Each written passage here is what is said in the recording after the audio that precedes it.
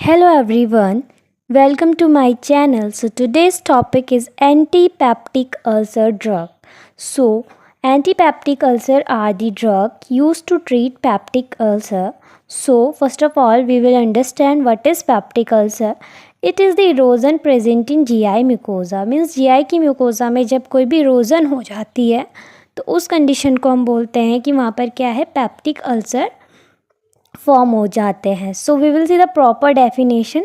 So gastric ulcer are erosion present in stomach, oesophagus and duodenum. Means gastric ulcer क्या होते हैं कि जब भी स्टमक में, इसोफेगस में और ड्यूडेनम में कोई भी अल्सर फॉर्म हो जाते हैं तो उन्हें हम गैस्ट्रिक अल्सर कहते हैं. ड्रग जो कि इन अल्सर्स को ट्रीट करने के लिए यूज़ होते हैं उन्हें एंटीपेप्टिक अल्सर ड्रग कहते हैं. So classification of antipeptic ulcer drug are H2 receptor blocker, proton pump inhibitors, anticholinergic drugs and ulcer protective drug. One by one we will see these classifications. So first is H2 receptor blockers. They are histamine receptor blocker. Means ये क्या करते हैं, histamines के receptors को block करते हैं.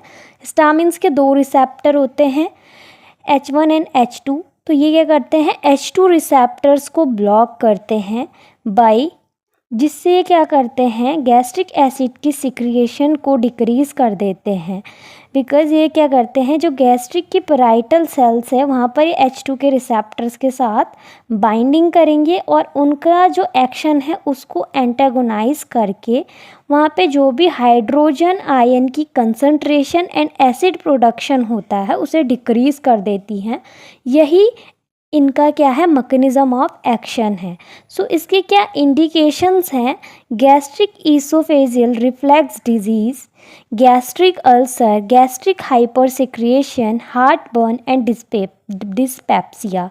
These all are the indications for H2 receptor blocker.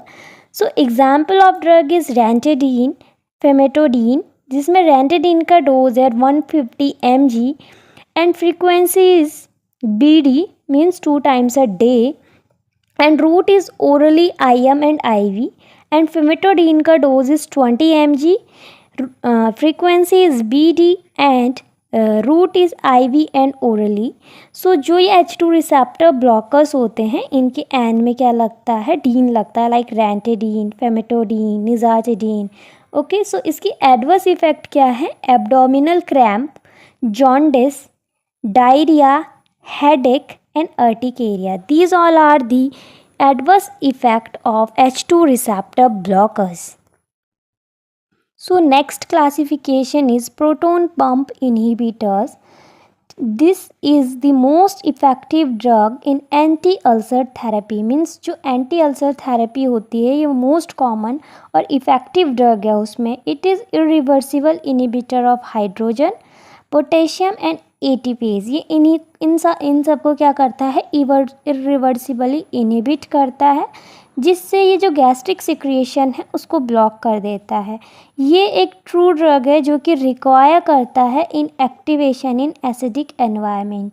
Like true needs prodrug, like ये तभी एक्टिवेट होगा जब ये एसिडिक इसको एनवायरनमेंट मिलेगा. इसके एग्जांपल है पेंटापेराजोल, ओमनीपराजोल. इन जो भी ये प्रोटोन पंप इनहिबिटर्स होते हैं इनके एंड में जोल लगता है, लाइक पेंटापेराजोल, ओमनीपराजोल. पेंटापेराजोल का dose is 40 mg and omeprazole का is 20 mg, route orally and frequency is OD for both. Now indication is esophagitis, like inflammation of esophagus, peptic ulcer disease, Zollinger-Ellison syndrome, जिसमें क्या होता है, hyper acidic secretion हो जाता है. Adverse effect is abdominal pain, diarrhoea, headache, vomiting and haematuria. Okay, now we will see the another classification of drug which is ulcer protective pepsin inhibitor. So mechanism of action is, it is a salt of sucrose in acidic pH. It polymerize to viscous gel, means ये एक viscous gel form कर देता है acidic pH में and create करता है जो भी अल्सर है उसके अराउंड एक बैरियर या फिर बाउंड्रीज. एंड जो ये बैरियर है ये क्या करता है, हाइड्रोजन आयन पेप्सिन और बाइल को अल्सर तक नहीं आने देता है, जिससे ये क्या है, जो भी फर्दर डैमेज है या कॉम्प्लिकेशन है ये उससे प्रोटेक्ट करता है। Example of drug is sucralfate 1 gram OD। Indication is GERD gastritis, peptic ulcer disease, stress ulcer. Adverse effect is increase thirst, इसमें प्यास बहुत ज़्यादा लगती है, dry skin, feeling fullness and blue lips. These all are the adverse effect after taking ulcer protective drug. So now we will see the contraindications for antipeptic ulcer drug. So first contraindication is end stage renal disease, uncontrolled diabetes mellitus, hepatic disease and hypersensitivity. इन सारे cases में हमें जो भी एंटीपेप्टिक ulcer drug है वो Contra indicate करे गए हैं, लाइक हमें वो नहीं देने हैं इन कंडीशन में। Now role of nurse while giving antipeptic ulcer disease. So first is advise the patient to take antacid, like patient को एडवाइस करना है कि जो एंटा एसिड है उसे एम्प्टी यानी कि खाली स्टमक ही लें 1 hour before meal. Second is advice करें पेशेंट को कि वो अपने जो भी साइड इफ़ेक्ट हैं उनको क्या करे, ऑब्जर्व करे एंड रिपोर्ट करे फिजिशियन से। Tell the patient to shake the liquid preparation before taking, like अगर कोई भी लिक्विड सिरप है तो उसको शेक करें बिफोर टेकिंग।